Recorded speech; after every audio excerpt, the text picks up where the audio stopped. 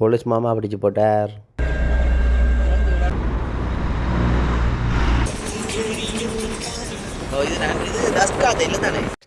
வணக்கம், யாழ்ப்பாணத்து சுதன். இப்போ நான் எங்கே போய் கொண்டிருக்கேன்னு சொன்னால், நேற்றிரவு யாழ்ப்பாணத்துலேருந்து கொழும்புக்கு இரவோடு இரவாக வலிக்கிட்டு 11 மணிக்கு வலிக்கிறாங்க. அதெல்லாம் இப்போ நேரம் போயிட்டுது. அதோட இடையில் மழை பெய்ய வலிக்கிட்டுது. வாகனங்கள் கொஞ்சம் நெரிசலாக இருந்தது. அந்த ஒரு காரணத்தாலையும் மற்றது பாதுகாப்பு காரணத்தாலையும் நாங்கள் நின்றுட்டு தான் வந்தனாங்க. இருந்தாலும் நாங்கள் எப்படியும் ஒரு 6:30க்குள்ளே போய் சேருவோம்ன்ற ஒரு நம்பிக்கை இருக்குது. கொழும்புக்கு ஹைவே ஆளை விட்டு தான் போகிறோம். என்ன ஒரு சம்பவம்னு சொன்னால், இப்போ புத்தளத்தடிக்கு கொஞ்சம் முன்னுக்கு நிற்கிறோம்.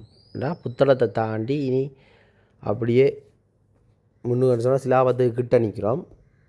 புத்தளமெல்லாம் தாண்டி வந்து தான் புத்தளத்துக்கு கொஞ்சம் முன்னுக்கு, அதாவது சிலாபத்துக்கு முன்னுக்கு புத்தளத்துக்கும் சிலாபத்துக்கும் முடியல நிற்கிறோம். அந்த பாலம் இப்போ பார்த்திங்கன்னா நாங்கள் ஹைவே ஆளாம் போக போகிறோம். எக்ஸ்பிரஸ் வே என்ற ஹைவே ஆளாம் போக போகிறோம்.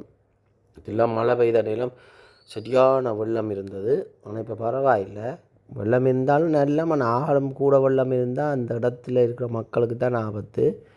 இதெல்லாம் அந்த மழை வரைக்கும் நல்ல வடிவாக இருக்கும். பாருங்கள், அந்த பச்சை பசையில் மரங்கள் 2 கரையிலையும் இருந்து நல்ல வடிவாக இருக்குது.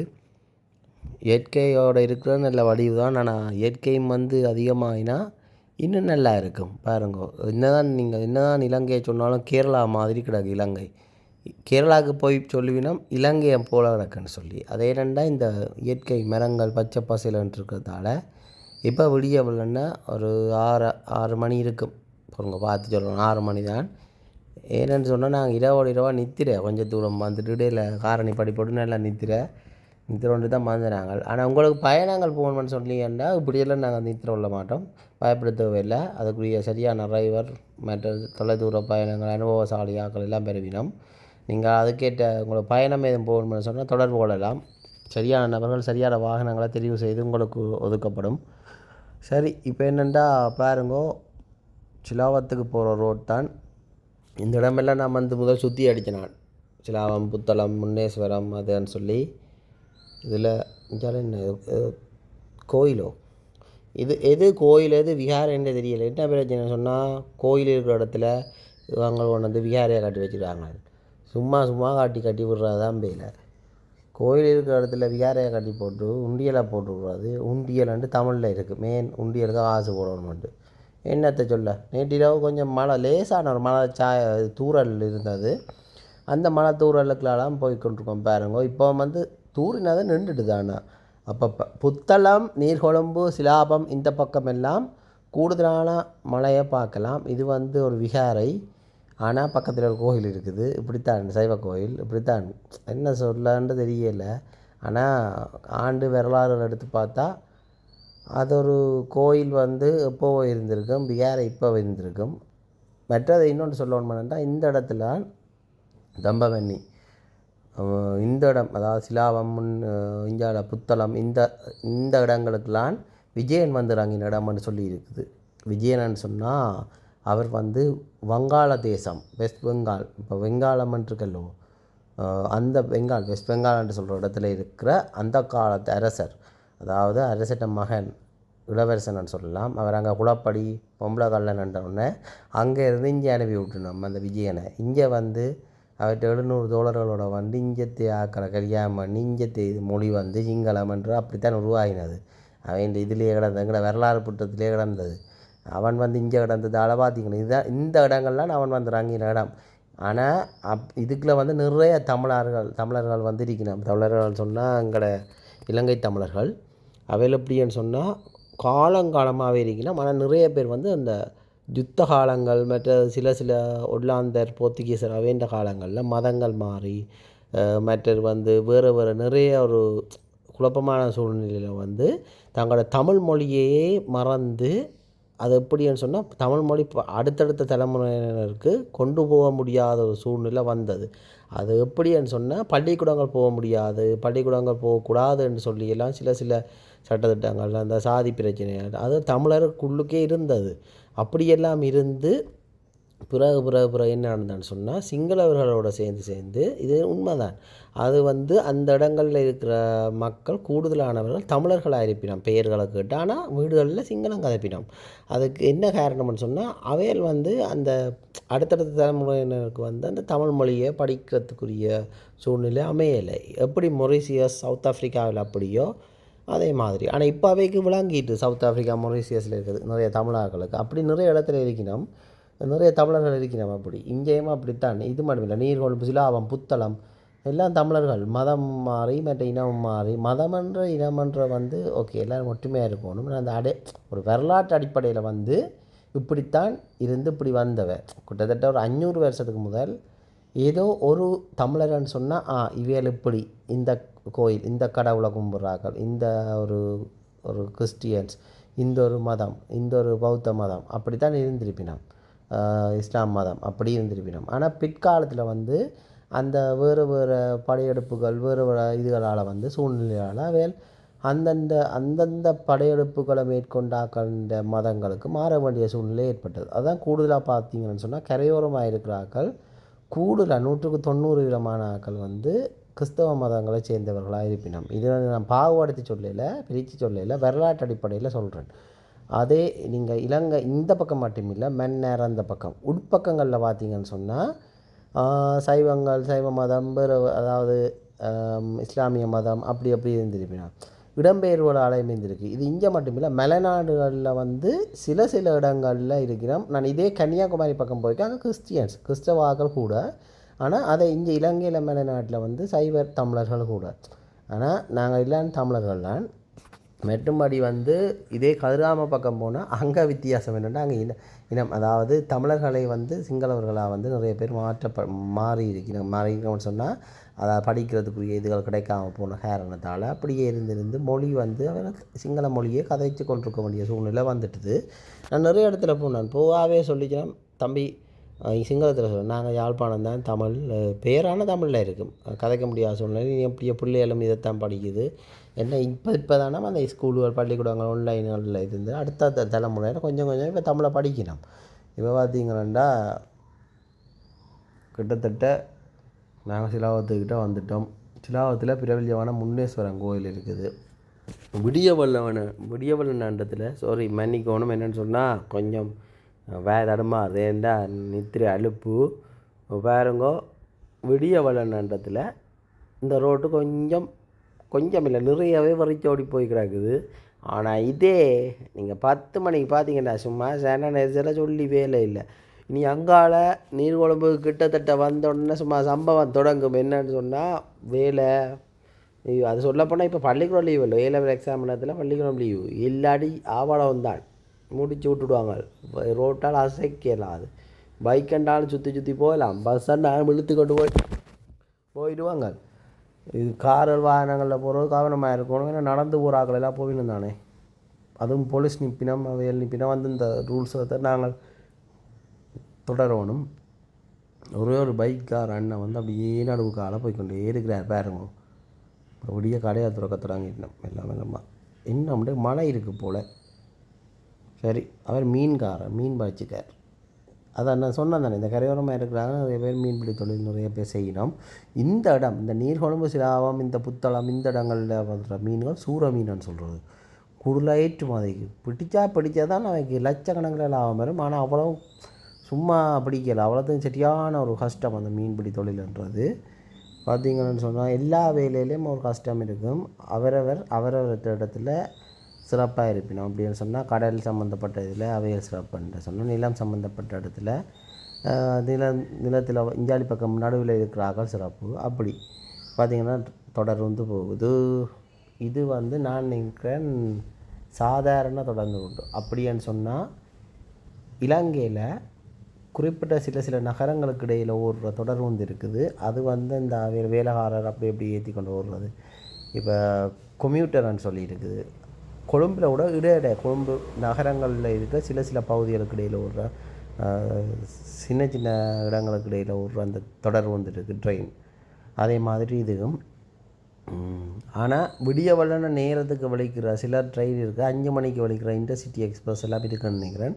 அது விடிய 5 மணிக்கு வலிக்கிட்டால் யாழ்ப்பாணத்தில் பின்னேரம் போல் வந்து சேரும். இப்போ நேர காலங்கள் மாற்றிருப்பினா நீங்கள் அதுக்கு என்ன மாதிரி பார்த்து பண்ணலாம். இப்போ நான் கொஞ்சம் படிவாக வீடியோ கூட எடுத்து கொண்டு போகக்கூடிய மாதிரி இருக்குது இந்த இடத்தால். இப்போ என்னென்னா பாருங்க, ஒரு தனியார் பஸ்ஸோ பிரைவேட் பப்ளிக் அதாவது அரசாங்க பேருந்தோ அதாவது பொது பேருந்து மக்களை ஏற்றி கொண்டு போகிறதுக்கല്ലോ அந்த பேருந்தையோ காண கிடைக்கல. அவ்வளோத்துக்கு இல்லை, 1-2 போகுது.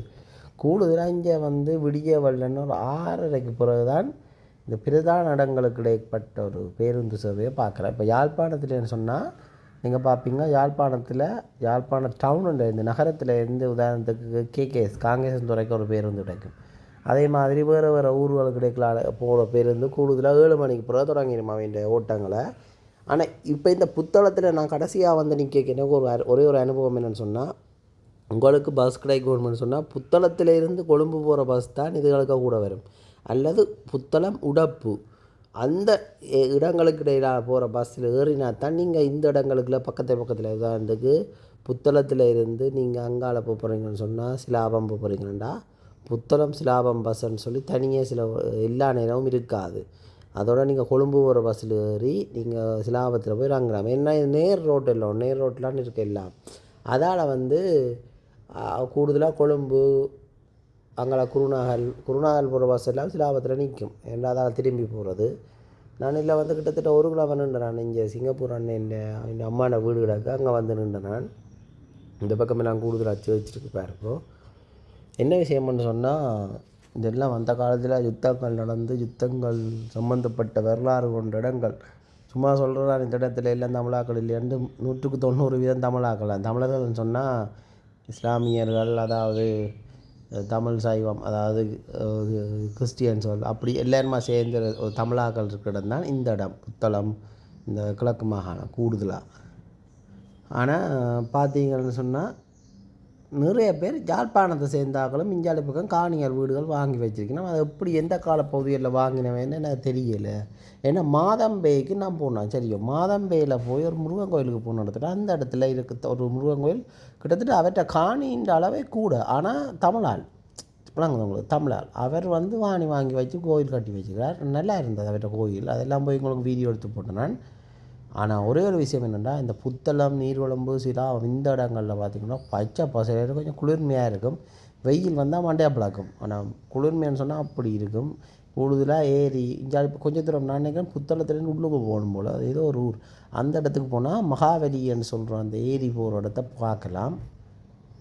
புத்தளத்தை பொறுத்தவரை நீர்வளம்பு புத்தளம் இந்த இடத்து, அதாவது இந்த கொழும்புக்கு போகிற பாதையில் கூடுதலாக நீங்கள் தென்னை மரத்தோப்பு, அதாவது தென்னந்தோப்புகளை பார்க்கலாம்.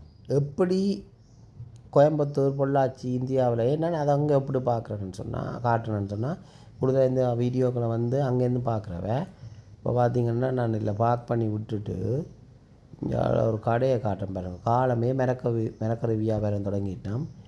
இவியலுக்கு கூடுதலான மிரக்கறிகள் இங்கேயுமே இந்த விளைகிறது, அதாவது குருநாகலில் இருக்கிற அந்த சந்தையிலேருந்து எடுத்து கொண்டு வருவீங்க. வராங்க உங்களுக்கு அங்கேருந்து எடுத்து கொண்டு வருவீங்க. இப்படியே மிரக்கறி சந்தை. இதே மாதிரி கொஞ்சம் தூரம் போனால் மீன் சந்தை. மீனுக்கு பஞ்சமே இருக்காது இஞ்சாடி பக்கம். ஆனால் அவ்வளோத்துக்கு நல்லாவும் இருக்கும். கருவாடெல்லாம் நீர்வளம்பில் ஒரு கிட்டத்தட்ட ஒரு 2 கிலோமீட்டர் தூரத்துக்கு எல்லாம் கருவாடு காயப்பட்டு உற்பத்தி செய்கிறோம் அங்காளி பக்கம். நாங்கள் இப்போ ஏர்போர்ட் ஹைவேக்குள்ளுக்குள்ளே போகிறோம்னு நினைக்கிறேன். இன்னும் ஒரு 7-8 கிலோமீட்டர் நுழைஞ்சிடுவோம். இதெல்லாம் பாருங்கள். இதை பார்த்திங்கன்னா இது ஒரு லகுனுக்கு மேலே இருக்க பாலம். லகுன்ற ஒரு ஏரியான்னு சொல்லலாம். இந்தியாவில் கூடுதலாக சதுப்பு நிலம் தான் கூடுதலாக இருக்கிறது.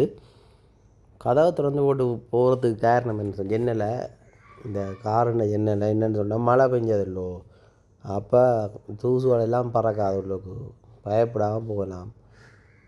ஏன்னா மழை பெஞ்சதால் மண் அடங்கிடும், மண் தூசுகளெல்லாம் நல்லா இருக்குது. உண்மையில் அந்த கண்ணாடியை திறந்து போட்டு விட்றோம் நல்லா இருக்கும். ஆனால் பயணிகள் வர போகிறீங்க, வேறு யாரும் ஹயர் பண்ணி போகிறீங்களா அப்படின்னு சொன்னால் நீங்கள் எப்படி சொல்கிறீங்களோ அதுக்கு ஏற்ற மாதிரி கூட விருப்பத்துக்கு வேணாலும் செய்யலாம். ஆனால் நாங்கள் வந்து கூட விருப்பம் இல்லாமல் கண்ணாடிகளையும் திறந்து அப்படியெல்லாம் பண்ண மாட்டோம். இந்த கார் மட்டும் இல்லை, வேறு எந்த கார் இருந்தாலும் உங்களுக்கு வந்து எந்த வகையான கார்லையும் உங்களுக்கு பயணம் செய்யக்கூடிய ஏற்பாடுகளை பாதுகாப்பான முறையில் செய்யலாம். என்ன ஒரு பிள்ளைன்னு சொன்னால், இப்போ என்னை ஏற்றி கொண்டு வர டிரைவர் இருக்கார் நானே, அவர் வந்து கட்டாரில் வேலை செஞ்சாராம். கட்டார்னு சொன்னால் அரபிக் நாட்டில் லைசன்ஸ் எடுக்கிறதே ஒரு இங்கே இலங்கையில் ஏ லெவல் முடிக்கிற மாதிரி விளங்குது உங்களுக்கு என்ன சொல்ல வாரேன்டா அப்படி ஒரு தரமான ஒரு லைசன்ஸுக்குரிய இருக்கும். அதாவது இதுக்கு லைசன்ஸுக்கு வந்து பழக்குவினம் அங்கே லைசன்ஸ் எடுத்தால் இங்கே ஓடலாமான்னு சொன்னால் உடனே வந்து ஓடுறது கஷ்டம். அதுக்கு ஒரு காரணம் என்னென்னு சொன்னால் இங்கே வந்து ஏரை எப்படி எந்த பக்கத்தால் அந்த போக்குவரத்து விதிமுறைகளை மீறி எல்லோரும் இல்லை ஒரு சில குறுக்கால மறுக்காலையெல்லாம் வந்துட்டு நாய் குறுக்கால் ஓடிடும் மாடு வரும் அதுகள் வரும் மாக்கள் வரையிலும் ஒன்றும் செய்யலாது. ஆனால் அங்கே அப்படி இல்லை. அங்கே அந்த ரோட்டான்னு சொன்னால் அந்த ரூல்ஸ்னால் அந்த ரூல்ஸ் அந்த ரோட்டுன்னா ஒன் வேன்னா ஒன் வே அங்கே ஃபைனுகள் அங்கே சரியான ரூல் கட்டுப்பாடு இருந்ததில்ல. அப்படியான வாகன டிரைவர் மேர் வேறு லாங் ட்ரிப் அப்படியே நாங்களும் இருப்பினோம். இப்போ நீங்கள் நான் இல்லையே ஒன்று கேட்டால் அப்படி சொல்ல அது ஒரு நேரங்களை பொறுத்து. இப்போ நான் இல்லாத நேரம் நான் என்னோடாக வேறு யாரையும் உங்களுக்கு ஒழுங்குபடுத்தி விடுவேன் நம்பிக்கையானாங்களை விளங்குது உங்களுக்கு. அப்படி நானும் பெறணும்னு சொன்னால் உங்களுக்கு விருப்பமானா நானும் பெறலாம், அது பிரச்சனை இல்லை. ஆனால் நீங்கள் முதல்ல சொல்லணும் சரியா இலங்கையில் எந்த பகுதி எத்தனை நாளை கண்டாலும் ஒழுங்குபடுத்தலாம். மற்ற என்னென்னா இப்போ பெட்ரோல் வந்து மட்டும் தான் போகுது. இப்போ நாங்கள் வந்து போகிறதுல நான் அப்படி போகிறோம் ஏன்னு சொன்னால் இப்போ நாங்கள் போய் 95 இது சூப்பர் பெட்ரோல் இந்த வாகனம் சூப்பர் பெட்ரோல் அடிக்கணும்னு சொன்னால் இப்போ நாங்கள் இதில் எல்லா இடத்துலையும் இல்லை ஒரு சில இடத்துலான் இருக்குது.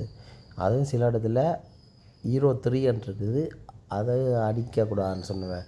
எங்களோட மேனுவல் புக்கில் இந்த காரண மேனுவல் புக்கில் சூப்பர் பெட்ரோல் மட்டும்தான் அதில் சொல்லியிருக்கிறோம். இல்லாட்டி வாரண்டிக்கு பிரச்சனை வருமே அது பிரச்சனைனா வாரண்டி கிளைம் பண்ண இல்லாது அப்படி ஒரு சிக்கல் இருக்குது. அதனால் நாங்கள் இப்போ அந்த பெட்ரோல் செட்டை நீர்கொழும்பு ஹைவேக்கு முன்னுக்கு இப்போ நாங்கள் தேடிக்கொண்டிருக்கிறோம். இப்போ தான் அடித்து கொண்டு போவோம். கணக்கடிக்கணும்னா 2000 ரூபாய்க்கு அடிச்சுட்டு கொழும்பில் போய் அங்கே வந்து இந்த காரை ரெண்டுக்கு கொடுக்க போகிறோம். வாடகை கொடுத்துட்டு அது எப்படின்னு சொன்னால் இப்போ நான் போகிறேன் தானே நான் போயிட்டு அங்கே நின்றுடுவேன். அங்கே தெரிஞ்சா கட்டிடம் இருக்குது நின்றுடுவேன். இப்போ இந்த வாரம் அண்ணா டிரைவர் இருக்காரானே கொழும்புலேருந்து இப்போ கொழும்புக்கு வந்துட்டு நம்ம இந்த கெஸ்டாக அவைகள்கிட்ட வந்து இந்த காரை வந்து ரெண்டுக்கு கொடுப்பேன். ரெண்டுங்கன்னா டிரைவரோட கொடுப்பேன். 7 நாளைக்கு டிரைவரும் பெறுவார். அவையில் விருப்பமாண்டா இப்போ டிரைவரையும் கூட்டிகிட்டு போகலாம். அவையிலும் 3 ஓடலாம். ஆனால் ஓடைக்கு வந்து அவையோட டாக்குமெண்ட்ஸோட அவையெல்லாம் பொறுப்பு விளங்குது. ஆனால் டிரைவர் கூட இருப்பார். அப்படி அந்த சிஸ்டம் அப்படி வரைக்க உங்களுக்கு வந்து ஃபுல் இன்சூரன்ஸும் இருக்குது. பயப்பட தேவையில்லை. எல்லா வாகனங்களும் மட்டும் இல்லை ஒரு சில வாகனங்களுக்கு நீங்கள் என்ன கேட்குறத பொறுத்து அதுக்கேற்ற மாதிரி செய்யலாம். பஸ் வேணுமுன்னாலும் ஒழுங்குபடுத்தலாம். AC bus Hiace bus Toyota Hiace பஸ்ஸும் ஒழுங்குபடுத்தலாம். வெட்டிங் ஹாயர்கள் கல்யாணம் வட்டி இது எதுவாக இருந்தாலும் நீங்கள் தைரியமாக கேட்கலாம். நம்பிக்கையாக நாளைக்கு உடனே கேட்டாலும் அதாவது இன்றைக்கு வெட்டிங் நாளைக்கு மன்னிக்கணும் நாளைக்கு வெட்டிங் இன்றைக்கு கேட்டாலும் உடனடியாக கார்கள் வந்து எந்த காரணம் ஒழுங்குபடுத்தலாம். மற்றது பார்த்திங்கன்னா இப்போ எப்படி இருக்குது கொழும்புக்குள்ளுக்கு போனால் அது எப்படி இருக்குன்னு சொல்லி அடுத்தடுத்த காணொலிகளில் பாருங்கள். இப்போ நாங்கள் இன்னும் ஒரு 10 நிமிஷத்தில் ஹைவேக்குள்ளுக்கு போகிறோம். கொழும்பு ஹைவே எக்ஸ்பிரஸ் வேன்னு சொல்கிறது. அந்த கொழும்பு எக்ஸ்பிரஸ் வேயில் அதிகூடிய வேகம் 100 கிலோமீட்டர் பெர் ஹவருக்கு போகலாம். ஆனால் இதே வந்து சில ஹைவே இப்போ வெளிநாடுகள் ஜெர்மனில் இருக்கிற ஹைவேயில் சிலதுகளில் அன்லிமிட்டட்னு சொல்லிடுவோம். அன்லிமிட்டட்னு சொன்னால் எவ்வளோ வேகத்துலேயும் போகலாம். அதே என்ன அப்படின்னா உலகத்திலேயே ஜெர்மன் தான் அதிவேக கார்களை வந்து தயாரிக்கிற ஒரு நாடாக இருந்திருக்குது. ஆனால் இப்போ வந்து ஜப்பான் இருக்குது என்ன சொன்னால் நிசானில் GTR R35 சொல்கிறது இப்போ வந்தது. அது ஜெர்மனியே தள்ளி கொண்டு போயிட்டுது. அது எனக்கு பிடிச்சது விருப்பமானது வந்து GTR R35. ஏன்னா நிசான்ன்ற காரண்டால் அவன் மத்தியில் சும்மா பிக்கப் அப்படி ஒரு வேகமாக இருக்குது. சும்மா புலி மாதிரி அப்படி பறக்கும் விளங்குது அப்படி இருக்கும். அது இந்த ஒரு பவர் இன்ஜின் பவர்னு சொன்னால் சொல்லி வேலை. இந்த வாகனம் அப்படி தான் சும்மா 1000 cc சொல்கிறது 1000 cc கால் வச்சு அங்கே நிற்குதான்னு தெரியல. 13 செகண்டில் 100க்குள்ளே நிற்குது 100 இது ஸ்பீடில். ஆனால் அப்படி போகக்கூடாது. எல்லா இடத்துலையும் உங்களுக்கு எங்கெங்கே அதுக்கு டிராஃபிக் ரூல்ஸின் படி இருக்குதோ அதுக்கேற்ற மாதிரி போய் பழகணும் சரியோ. நான் இது அந்த காரண்ட ஒரு அடிப்படையில் சொன்னான். மற்ற பார்த்திங்கன்னா எங்களுக்கு முன்னுக்கு CTP தான் இலங்கை போக்குவரத்து சபை CTP பஸ் காலமே விலைக்கிட்டு விட்டது. எங்கே போகுதுன்னு சொன்னால் இப்படி ஆக்களை ஏற்றி கொண்டு பள்ளிக்கூடம் இப்போ லீவு இல்லாட்டி இந்த இடம் சரியான சனமாக இருக்கும். லீவுன்னு சொன்னால் இப்போ இலங்கையில் வந்து A level எக்ஸாம் நடக்குது. இப்போ கடைசி எக்ஸாம் வந்து இந்த மாத கடைசியோடு முடிஞ்சிடும். இனி அந்த ரிசல்ட்ஸ் அப்படியும் வந்து இந்த மாதிரி இந்த வருஷ கடைசியில் வந்துடும். பெட்ரோல் செட் ஒன்று இருக்குது அதில் இல்லை போல் 95 சில இடத்துல இருக்கும் சில இடத்துல முடிஞ்சிடும். இருந்தாலும் நாங்கள் திருப்பி கொண்டு போனாலும் திருப்பி எடுக்கிற பெட்ரோலை போயிடும் போல். ஏன்டா இந்த கார் வந்து லிட்டருக்கு 1 லிட்டருக்கு உள்ளுகளுக்குள்ள இப்படி இப்போ நாங்கள் போகிறோமே இப்படி போனால் இந்த வேகத்தில் போனால் 15 லிட்டருக்கு 15 கிலோமீட்டர் தான். இதே எங்களோட யாழ்ப்பாணத்து உள்ளுக்கு கிராமங்களுக்குள்ள மெல்ல மெல்ல வெட்டி வெட்டி ஓடினா 10 13 இதுக்குள்ளுக்கு தான் பிடிக்கும், சில 9. அது என்ன காரணம் பண்ணுறா பிக்கப் பிக்கப்னு சொன்னால் உடன் பிக்கப்னு இல்லை, அதுண்ட கியர்கள் அதில் பொறுத்தது. இப்போ நாங்கள் ஹைவேக்குள்ளுக்கு வந்துட்டோம். இதுதான் கொழும்பு ஹைவே. இதில் குறைஞ்சது 20 km/h, கூடினது 80 அப்படி என்று தான் நான் கூகுளில் தேடினான். ஏதாவது தவறு இருந்தால் மன்னிக்கும். நீங்கள் எதுவாக இருந்தாலும் அந்த ஹைவேயில் வேலை செய்கிறாங்கிட்ட கேட்டுட்டு நீங்கள் உங்களோட பயணத்தை தொடங்கலாம். ஏனென்றால் நான் சொல்கிறத வச்சு நீங்கள் எதையும் முடிவு பண்ண வேண்டாம், சரியோ? இது நான் என்னுடைய அறிவுரையின்படி நான் சொன்னேன். இப்போ மற்ற விஷயம் என்னென்னு சொன்னால், இதில் வந்துட்டோம் டோல்கேட் 400லேருந்து 500 ரூபாக்குள்ளுக்கு இருக்குது. வாகனங்களை பொறுத்து அது கூடும் குறையும். நீங்கள் அங்கே போனீங்கன்னா உங்களை சொல்லிடும். அவ்வளோ இன்னொரு விஷயம் என்னென்னு சொன்னால், போலீஸ் மாமா ஏன் எங்களை மறைக்கிறாருன்னு தெரியல. ஐயையோ, பார்ப்போம் என்ன சம்பவம் உண்டு.